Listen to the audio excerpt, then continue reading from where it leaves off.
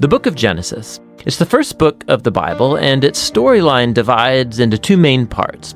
There's chapters 1 through 11, which tell the story of God and the whole world. And then there's chapters 12 through 50, which zoom in and tell the story of God and just one man, Abraham, and then his family. And these two parts are connected by a hinge story at the beginning of chapter 12. And this design, it gives us a clue to how to understand the message of the book as a whole and how it introduces the story of the whole Bible. So the book begins with God taking the disorder and the darkness described in the second sentence of the Bible, and God brings out of it order and beauty and goodness. He makes a world where life can flourish. And God makes these creatures called humans, or Adam in Hebrew. He makes them in his image, which has to do with their role and purpose in God's world. So the humans are made to be reflections of God's character out into the world, and they're appointed as God's representatives to rule his world on his behalf, which in context means to harness all of its potential, to care for it, and make it a place where even more life can flourish. God blesses the humans. It's a key word in this book. And he gives them a garden. It's like a place from which they begin starting to build this new world. Now, the key is that the humans have a choice about how they're going to go about building this world. And that's represented by the tree of the knowledge of good and evil. Up till now, God has provided and defined what is good and what is not good. But now God is giving the humans the dignity and the freedom of a choice. Are they going to trust God's definition of good and evil, or are they going to seize autonomy and define good and evil for themselves? And the stakes are really high. To rebel against God is to embrace death, because you're turning away from the giver of life himself. This is represented by the tree of life.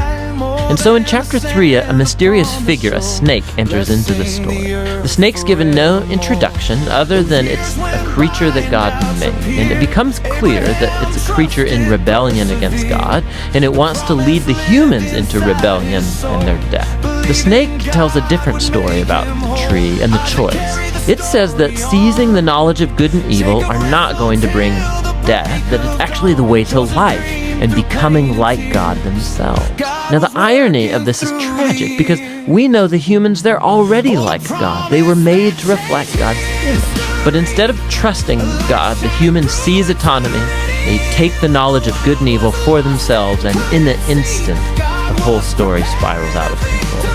The first casualty is human relationships. The man and the woman, they suddenly realize how vulnerable they are.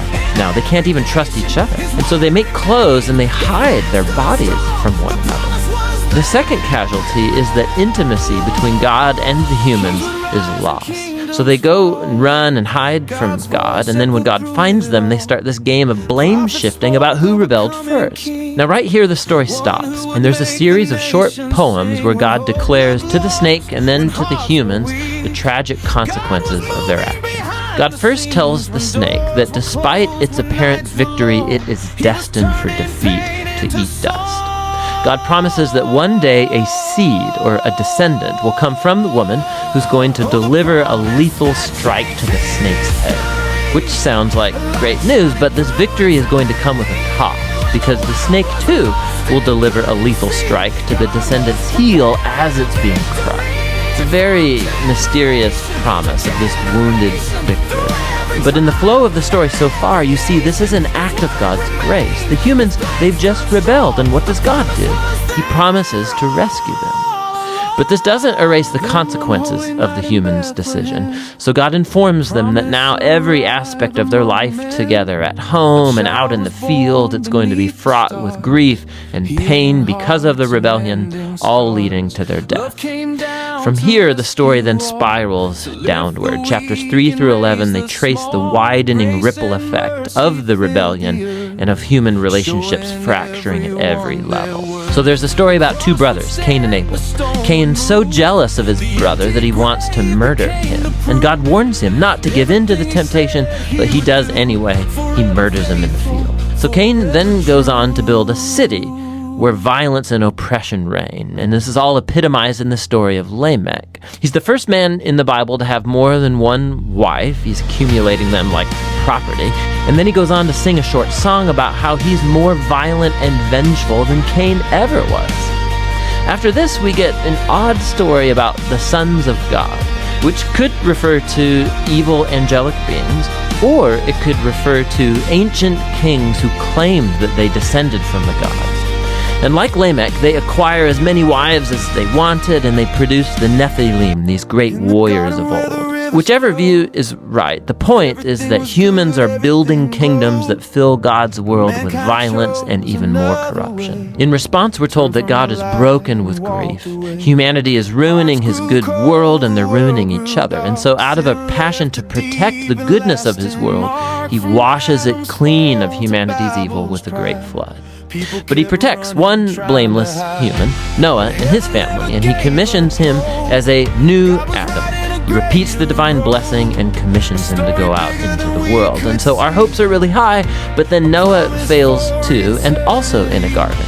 He goes and he plants a vineyard, and he gets drunk out of his mind. And then one of his sons, Ham, does something shameful to his father in the tent. And so here we have our new Adam, naked and ashamed, just like the first. And the downward spiral begins again. It all leads to the foundation of the city of Babylon. The people of ancient Mesopotamia, they come together around this new technology they have, the brick. And they can make cities and towers bigger and faster than anybody's ever done before. And they want to build a new kind of tower that will reach up to the gods, and they will make a great name for themselves. It's an image of human rebellion and arrogance. It's the garden rebellion now writ large. And so God humbles their pride and scatters them. Now this is a diverse group of stories, but you can see they're all exploring the same basic point. God keeps giving humans the chance to do the right thing with his world, and humans keep ruining it. And these stories are making a claim that we live in a good world that we have turned bad, that we've all chosen to define good and evil for ourselves, and so we all contribute to this world of broken relationships, leading to conflict and violence and ultimately death. But there's hope. God promised that one day a descendant would come, the wounded victor who will defeat evil at its source. And so despite humanity's evil, God is determined to bless and rescue his world. And so the big question, of course, is what is God going to do? And the next story, The Hinge, offers the answer. But for now, that's what Genesis 1 through 11 is all about.